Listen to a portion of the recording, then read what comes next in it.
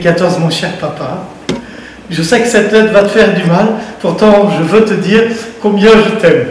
Papa, je t'ai demandé l'autorisation de passer quelques jours chez tante Safia. Je n'y suis pas allé. Pardonne-moi, je t'ai menti.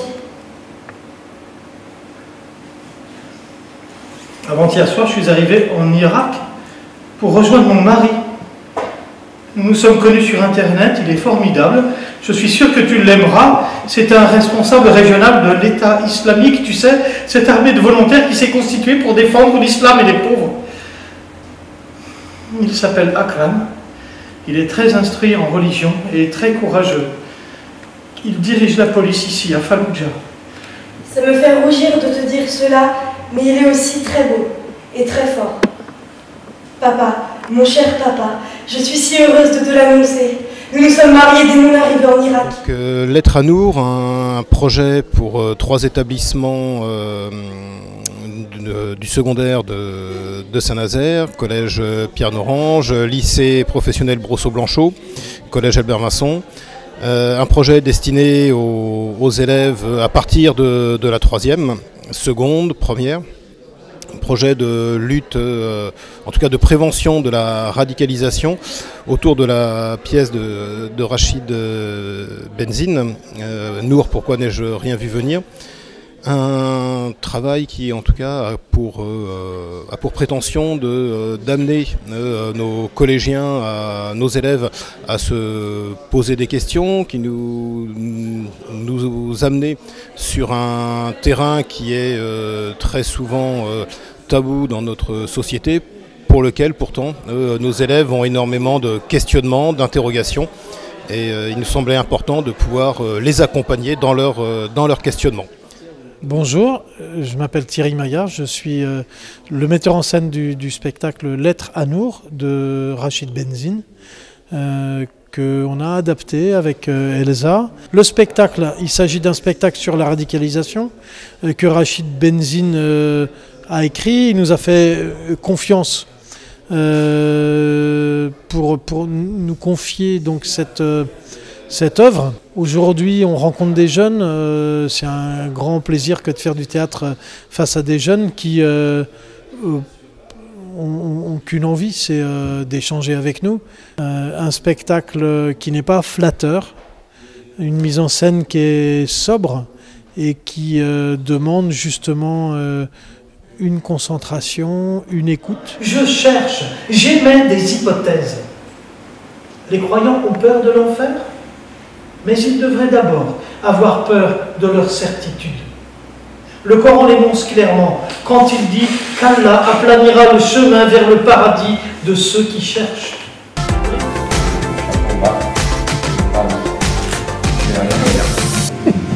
C'était très bien, très touchant.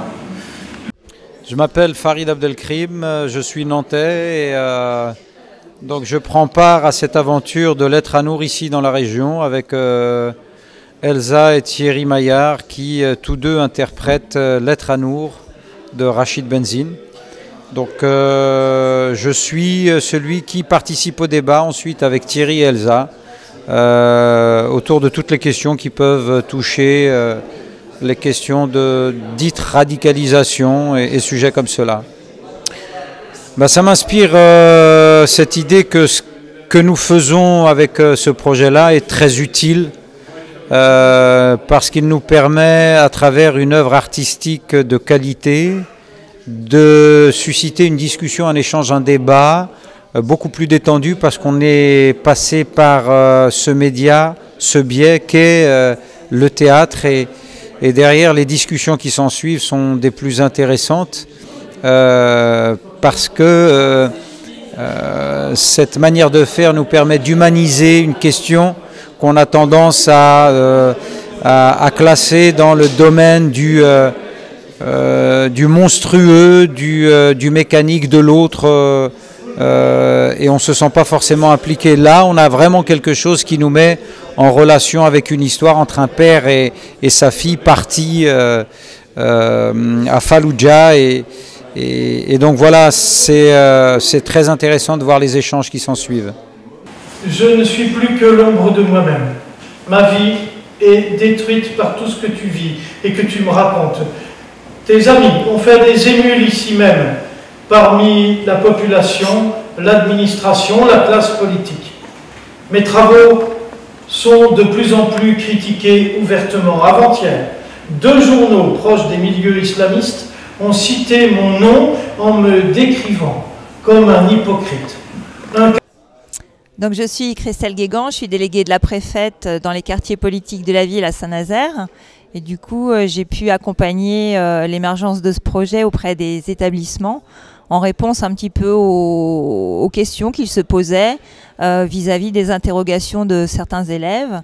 Et pouvoir aborder un sujet compliqué par le théâtre, par le biais d'une compagnie qui permet de poser le débat, de créer des espaces de dialogue entre les jeunes et la troupe pour questionner ce que l'on croit, le sens de la vie, le sens de l'engagement, la citoyenneté, la philosophie. Ça nous semblait effectivement un sujet très intéressant, très actuel bien sûr, et qu'il faut approcher, on va dire, le plus tôt possible, puisque les sujets de la radicalisation peuvent concerner à peu près tous les publics, qu'ils soient jeunes, moins jeunes, urbains, ruraux.